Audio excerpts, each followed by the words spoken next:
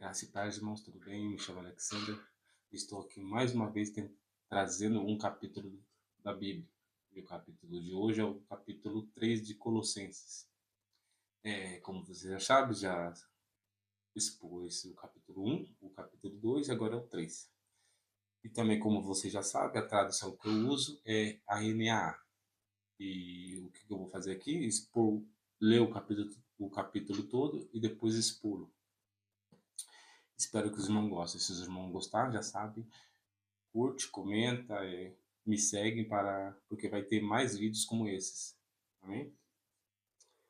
E o capítulo 3 começa assim.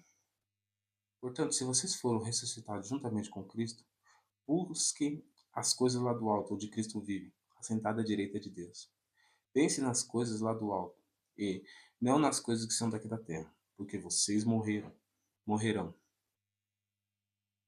E a vida de vocês está oculta juntamente com Cristo em Deus. Quando Cristo, que é a vida de vocês, se manifestar, então vocês também serão manifestados com ele em glória. Versículo 5. Portanto, façam morrer tudo o que pertence à natureza terrena: imoralidade sexual, impureza, paixões, mau desejo e avareza, que é idolatria. Por causa dessas coisas é que vem a ira de Deus sobre os filhos da desobediência. Vocês também andaram nessas mesmas coisas, no passado quando viviam nelas. Agora, porém, abandonem igualmente todas essas coisas: ira, indignação, maldade, blasfêmia, linguagem obscena no falar. Não mintam uns aos outros, uma vez que vocês se despiram da velha natureza com as suas práticas, e se revestiram da nova natureza que se renova para o pleno conhecimento segundo a imagem daquele que o criou. Aqui não pode haver mais grego e judeu, circuncisão e incircuncisão, bárbaro, cita, escravo, livre, mas Cristo é tudo e está em todos. Portanto, como eleitos de Deus, santos e amados, revista-se da profunda compaixão e da bondade, da humildade, de mansidão, de paciência. Suportam-se uns aos outros e perdoam mutuamente. Caso alguém tenha motivo de queixa contra outra pessoa, assim como o Senhor perdoou vocês, perdoe também uns aos outros. Acima de tudo isso, porém, esteja o amor, que é o vínculo da perfeição. Que a paz de Cristo seja o árbitro no coração de vocês. Pois foi para essa paz que vocês foram chamados em um só corpo, e sejam engrandecidos. Que a palavra de Cristo habite ricamente em vocês. Instruam e aconselhem-se mutuamente em toda a sabedoria, louvando a Deus com salmos, hinos e cânticos, e com gratidão no coração. E tudo o que fizerem, seja em palavra, seja em ação, façam em nome do Senhor Jesus, dando por ele graça a Deus Pai. Só o versículo 17, irmãos, porque no versículo 18 em diante vai falar sobre os deveres da casa, que é sobre a esposa, sobre o marido, sobre os filhos, sobre os pais não irritarem os filhos, sobre os servos. O texto eu vou focar mais do versículo 1 ao versículo 17.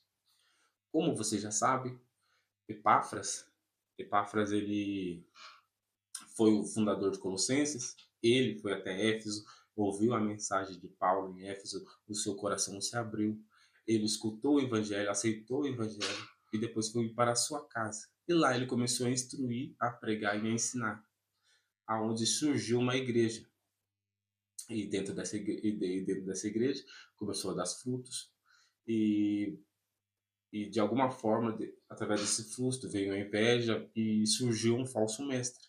Desse falso mestre, ele tentou colocar rituais pagãos e rituais judaicos, aonde que foi preciso que Paulo intervenha em Colossos, e essa intervenção foi através dessa carta, porque Paulo estava preso. E quando Paulo intervém, ele mostra que o grande foco do cristianismo é a suficiência de Cristo, porque o falso mestre estava dizendo que era por ele que se conhecia o mundo espiritual, que ele era o intermediador entre Deus e os homens. Só que Paulo refuta isso, mostra com grande perfeição a suficiência de Cristo, que Jesus Cristo é suficiente no mundo espiritual, que precisamos só dele para ir para o mundo espiritual, e também que Jesus Cristo é suficiente corporalmente, que no corpo de Jesus Cristo habita toda a plenitude de Deus, toda a plenitude de Deus. E como vocês viram, Paulo sempre foca nos céus. Paulo diz assim, ó, pense nos céus. Do versículo 1 ao 4, Paulo vai dizer assim, ó, portanto, se vocês foram ressuscitados juntamente com Cristo, busque as coisas lá do alto, onde vive Cristo, onde Cristo vive, assentado à direita de Deus. Pense nas coisas lá do alto e não nas coisas daqui da terra, porque vocês morreram e a vida de vocês está oculta com Cristo em Deus. Quando Cristo, que é a vida de vocês, se manifestar, então vocês também serão manifestados com ele em glória. Presta atenção que Paulo enfatiza e dá um checkmate no assunto polêmico que era o falso mestre.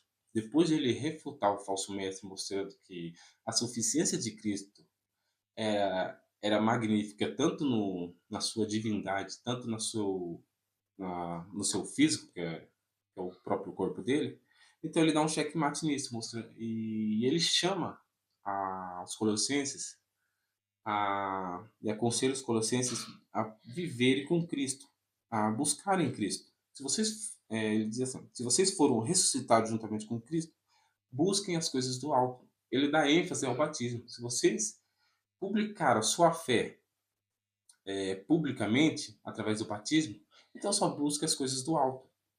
E olha o versículo 2 que é interessante, porque ele diz assim, ó, pense nas coisas lá do alto, e não nas coisas aqui da terra. Imagine Paulo dizendo isso para você. Pense nas coisas do alto. Agora, imagine Paulo dizendo assim, porque na terra o mundo já é dos malignos.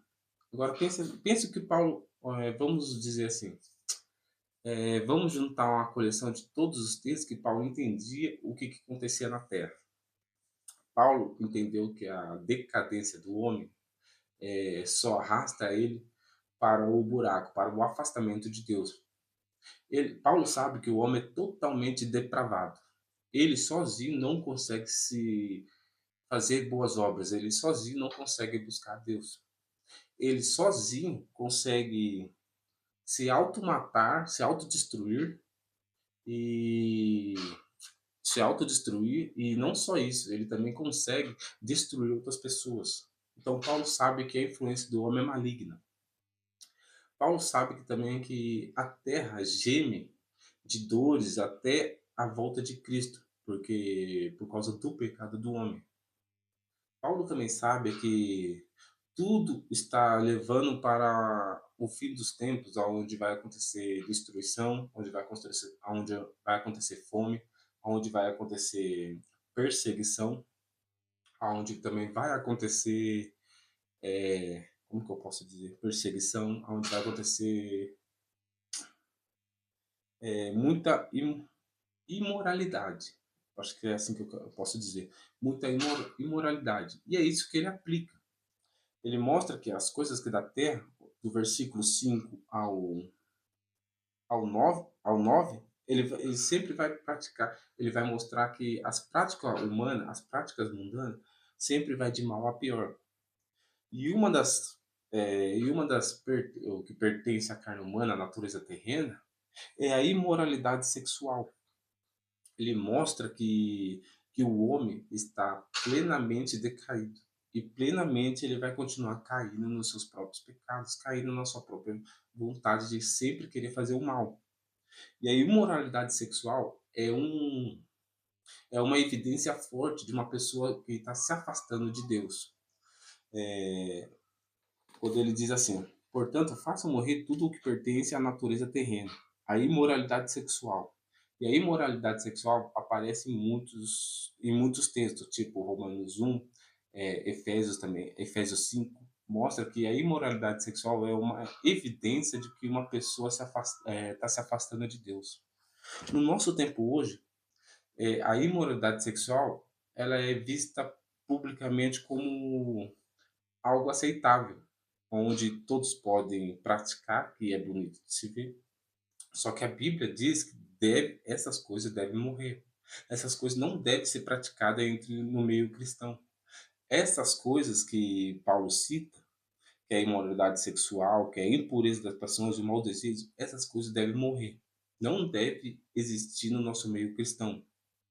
Essas coisas aqui, tudo que nós fazemos através dessas coisas, que seja imoralidade sexual, paixões, mau desejos e avareza, é tudo idolatria. É tudo vontade nossa e não vontade de Deus. Então, por isso que Paulo fala isso. Façam falecer, façam morrer essas coisas. Não deixe que isso viva no meio de vocês, no seu interior. Agora, quando Paulo fala assim que todas essas coisas estão caminhando para o mal, que é a nossa natureza terrena, que é decaída, a nossa natureza terrena, que é depravada totalmente, que faz nós se afastar de Deus, o que, que devemos fazer? Fazer isso falecer. E como que Paulo fala para, como que nós pratica esse falecimento da nossa natureza terrena? Pense lá nas coisas do alto. Agora, o que que Paulo entendia sobre os céus, para ele dizer para nós que é mais importante pensar no alto do que na terra, que é onde habita a nossa natureza terrena? Paulo mostra a primeira coisa que o conhecimento de Cristo é a melhor coisa que tem nessa vida. Quanto mais você aprende de Cristo, mais você entende o que é o amor. Paulo entende que lá nas coisas do alto, o relacionamento pessoal com o nosso Salvador mostra que ele nos salvou através de um amor supremo, através de um amor sublime, mostrando que nós já estava no plano de Deus em relação à salvação. Se você é um eleito de Deus, se você aceitou Jesus Cristo como Senhor e Salvador, Jesus Cristo morreu pelos seus pecados através do amor. E lá conheceremos o amor, assim como ele é.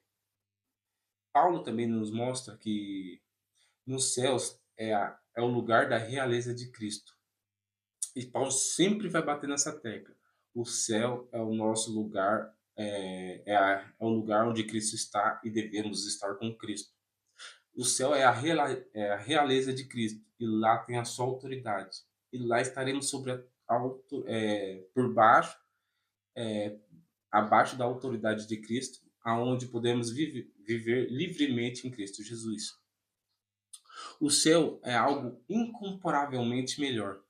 Alguém pode dizer assim, como que explica-se o céu? Como que Paulo poderia explicar o céu para nós? Paulo poderia nos dar o exemplo da seguinte frase, da seguinte modelo. Imagine que você recebeu uma notícia tão boa, que a única forma que você tem para explicar é com os olhos lacrimejando, com um sorriso bobo no rosto e dizendo que o que você recebeu é maravilhoso. E você só consegue dizer isso. Paulo tem esse sentimento tão bom sobre o céu, que ele diz assim: estar com Cristo é incomparavelmente melhor. Estar no céu é incomparavelmente melhor do que estar na terra. Porque lá está Cristo, lá está o nosso Salvador. Jesus Cristo Jesus Cristo é tão bom estar do lado de Jesus Cristo, é tão bom estar de frente com a perfeição, que Paulo fala que é incomparavelmente melhor. Não tem explicação quando você se fala de Cristo e da terra. Porque para um cristão verdadeiro é melhor estar com Cristo no céu. Paulo também relata que lá teremos o nosso, como que eu posso dizer? Que Paulo diz que lá é a nossa cidadania. Lá somos cidadãos do céu. Então não somos cidadãos da terra, nós temos um lugar para chegar, nós temos um lugar para descansar, nós temos um lugar para ser reconhecido. Porque Jesus Cristo, quando nós morremos, Jesus Cristo vai chamar nós com a seguinte palavra: venha bendito do meu Pai. Porque você pode ser salvo, você vai ser salvo. Se você receber essa notícia de Jesus Cristo, se você receber essa palavra de Jesus Cristo, você vai ser a salvo. Você pode ter toda a certeza do mundo que se você morrer em Cristo, você é salvo. Você receberá as seguintes palavras: venha bendito do meu Pai. E se você receber isso, você vai entender o que Paulo sentia quando ele diz que é incomparavelmente melhor estar com Cristo. O céu também é nosso lugar de recompensa. Paulo diz que quando nós morrermos, diante de Cristo Jesus, receberemos o galardão, que é uma segunda espécie de tipo uma recompensa. E ele diz que Jesus Cristo nos dará isso. Jesus Cristo vai nos dar um galardão para nós, mostrando que para todos os salvos, Cristo sempre tem coisas boas. Para todos os salvos, Cristo sempre vai tratar você sempre bem. Ele enxugará suas lágrimas, ele tirará todo o fardo pesado das suas costas. Porque, nas palavras de Paulo, estar com Cristo é incomparavelmente melhor. Então pense no céu, mas pense bastante no céu. E eu posso usar um exemplo de um jovem uma vez que ele passava pela cidade, tropeçava, ele sentava na roda dos amigos e ficava meio avoado, meio pensativo. Quando ele ia fazer um serviço, às vezes ele esquecia uma coisa, até que um amigo dele apareceu para ele, conversou com ele e disse assim: por que você é tão distraído? Ele disse: eu estou pensando no céu. Você pensar no céu, você acaba esquecendo algumas coisas da terra. E é esse o exemplo que Paulo quer dizer para você. Que pense no céu, pense no seu dia, todo o dia a dia seu esteja ligado aos céus, para que você entender o quão bom é estar com Cristo. No versículo 4, ele ainda vai dizer assim: ó, quando Cristo, que é a vida de vocês, se manifestar, então vocês serão manifestados com ele em glória. Paulo está dizendo que Deus está transformando o crente gradativamente, que aos poucos o crente vai se transformando naquilo que Deus quer. E quando Jesus Cristo voltar, você será transformado completamente. No fim dos tempos, você será transformado completamente, assim como Cristo é. Então você receberá um corpo de glória, um corpo transformado, um corpo incorruptível, e você conhecerá Cristo assim. Imagine quão bom é receber tudo isso de Cristo. Imagine quão bom é receber todas essas maravilhas apenas por crer e ter fé em Jesus Cristo, por não negar o nome dele, por rejeitar as coisas terrenas e aceitar as coisas celestes. Jesus Cristo mostra isso para nós. E quando Paulo diz assim, quando ele explica o que devemos pensar no céu, agora ele fala assim: ó, faça morrer todas as coisas na terra. A primeira é a imoralidade sexual, que também tem a ver com a atividade extraconjugal, ou o sexo fora do casamento, ou o sexo fora. Como que eu posso dizer? Vamos dizer assim, o sexo fora do casamento, ou sexo antes do casamento, ou, ou qualquer tipo de sexo que não é permitido diante de Deus. Hoje, no nosso século, pessoas estão se perdendo por causa disso. Por quê? Porque hoje, no nosso século, é fácil de se encontrar. Então, pessoas não são valorizadas como deveria ser, e outras pessoas abusam dessa falta de desvalorização. Aonde o que acontece? Chega a acontecer maldade, chega a acontecer até blasfêmia, tanto contra uma pessoa, blasfêmia, na palavra mais resumida possível, é falar mal. Então, através da imoralidade sexual, a pessoa pode ser tratada como uma pessoa indigna, né? As outras pessoas podem falar mal, pode acabar com o casamento, se for fora do casamento, pode até atrapalhar o casamento se você fizer antes. Porque você traz uma ideia dentro do casamento, esse casamento não é, entre aspas, tão bom quanto o que era fora do casamento, então você acaba com o seu casamento achando que você era mais feliz antes do casamento com aquela tal pessoa, com aquela experiência que você teve antes do casamento. Então a imoralidade sexual fora do casamento só traz desgraça, só traz coisas difíceis, coisas ruins, coisas que atrapalham o seu relacionamento. Isso se atrapalha o seu relacionamento com uma pessoa que você enxerga. Imagine se não atrapalha o seu relacionamento com Deus, ao qual você não enxerga. Que através do seu pecado, você pode colocar muitas dúvidas na sua cabeça, tipo, será que Deus existe? Será que realmente viver em santidade é bom? Será que se eu aceitar a Bíblia como regra de, regra de fé e prática, eu realmente serei salvo? Quando você começa a praticar alguns pecados, você começa a colocar em dúvida a Bíblia. Quando você começa a praticar alguns pecados, você começa a colocar em dúvida Deus. Você começa a dizer que Deus não é tão bom. Você começa a dizer que a Bíblia nem é tão suficiente assim. Ou então você começa a dar desculpa ou botar culpa em Deus para praticar os seus pecados. Então Paulo está dizendo assim, ó, esses pecados têm que morrer. Mas alguém pode dizer assim, mas esses pecados eu não pratico, imoralidade sexual ou impureza, impureza, paixões, maus desejos e avareza. Alguém pode dizer assim que não pratica esse tipo de pecados, porque a Bíblia diz que todos esses que praticam esses pecados é idolatria. Mas, como eu disse, esses pecados eu não pratico. Tá, mas Paulo agora diz assim no versículo 8. Agora, porém, abandone igualmente todas essas coisas: ira, indignação, maldade, blasfêmia, linguagem obscena no falar. Não minta uns aos outros, uma vez que vocês se despiram da velha natureza com as suas práticas. Agora imagine o seguinte, que você aceitou Jesus Cristo como Senhor e Salvador, publicou isso através da fé, você mostrou isso publicamente através do batismo, e agora você pratica esses pecados, tipo a ira, algo que não deve acontecer com o cristão, porque o cristão recebe o Espírito Santo. E um dos frutos do Espírito Santo é a paciência. Mas imagine agora que você pratica a ira ou a indignação. Você é indignado com tudo. Tudo para você traz indignação. Todo o seu estilo de vida, ao seu redor, o estilo de vida ao redor de você, traz uma indignação e uma indignação que te irrita, que te deixa muito irado. Ou então no seu redor tem muita maldade, onde você começa a se questionar se vale a pena seguir as escrituras.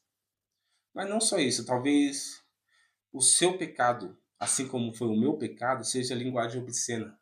Talvez no seu serviço você não olhe para mulheres na rua, mas você faz piadinha de duplo sentido. Talvez você nem pense em trair a sua esposa, mas você fica fazendo piada e gesto com o seu amigo que também traz linguagem obscena. Imagine que você comece a falar com o seu amigo no duplo sentido. Paulo está colocando a linha que tudo isso daqui é pecado. Tudo isso é, não tem pecado maior, não tem pecado menor. Aqui ele mostra que todos esses pecados é a mesma coisa. Ele mostra que tanto a imoralidade sexual como a linguagem obscena é o mesmo pecado, que você deve abandonar, deve falecer esses tipos de coisas. Que essas coisas não devem ser praticadas no meio cristão. Que assim, se você realmente se despiu da velha natureza, essas coisas devem acabar. Essas coisas não devem continuar na mesma prática. A linguagem obscena no nosso meio hoje está muito forte, está muito evidente. Tudo é duplo sentido. Cada palavra você precisa tomar cuidado, senão vira um duplo sentido. Cada gesto você tem que tomar cuidado, senão vira um duplo sentido. Hoje em dia, os olhos encontram maldade em tudo, por causa por causa das nossas trevas que temos em nosso coração. Então, se você está no meio de uma roda de amigos não cristãos e você é cristão, mas pratica a linguagem obscena, a imoralidade sexual e a linguagem obscena é o mesmo grau de pecado. Paulo fala assim: abandonem e façam falecer essas coisas. No meio cristão não deve acontecer. Não tem como passar a mão na cabeça nesses pecados. Isso deve acabar. E Paulo continua no versículo 10. Paulo diz assim: e se revestindo da nova natureza, que se renova para o pleno conhecimento, segundo a imagem daquele que criou. Paulo mostra que aquilo que fazemos com o corpo é importante, enfatiza que a ideia de fazer morrer, amputar toda a natureza terrena é importante. E ele continua no versículo 10: se revista da nova natureza, se revista de um homem que vai morar no reino celestial, se revista daqueles que não moram, como que eu posso dizer, não seja conhecido no país onde se encontra. Que as pessoas que te conhecem falam assim: ah, você não é daqui, você realmente não vive nesse planeta Terra, você vive em outro mundo. Você se veste igual uma pessoa de outro mundo, você fala igual outra pessoa de outro mundo, e assim por diante. Mostre que a sua natureza não é daqui, que a sua cidadania não é daqui. Mostre que você busca uma cidadania celestial, que Jesus Cristo te entregou o lugar onde você pode morar. Ele te deu um passaporte, ele te deu o lugar para você ir, e ele e você só está esperando a vida dele para ele te levar. Que as pessoas entendam isso e não faça parcialidade. Todas as pessoas que aceitam Jesus Cristo são cristãos e deve ser tratado como cristão. Olha o versículo 11. Não pode haver grego e judeu. Não existe etnia agora entre os cristãos. Todos são um só em Cristo Jesus. Circuncisão e incircuncisão, bárbaro e cita, escravo e livre. Citas era um grupo bem selvagem, que os bárbaros viviam em conflitos. E Paulo está dizendo assim: ó, todas essas pessoas é uma só em Cristo. Cristo é tudo e está em todos. Todos estão em uma só unidade. Você aceitou Jesus Cristo? Você é cristão e é meu irmão, como eu sou seu irmão em Cristo. Somos todos uma família celestial. E Paulo diz assim: agora, como eleitos de Deus, santos e amados, revestir-se da profunda compaixão. Agora, olha o contraste que ele dá. Uma pessoa era irada, uma pessoa tinha maldade, uma pessoa fazia blasfêmia, linguagem obscena. Não, agora, se você é eleito de Deus, se você é santo, a primeira coisa que ele tem que trabalhar é a compaixão, a bondade, a humildade e a mansidão e de paciência. Suporte-se uns aos outros e perdoe mutuamente. Caso alguém tenha motivo de queixa contra outra pessoa, assim como o Senhor perdoou vocês, perdoe também uns aos outros. Acima de tudo, isto, porém, esteja o amor.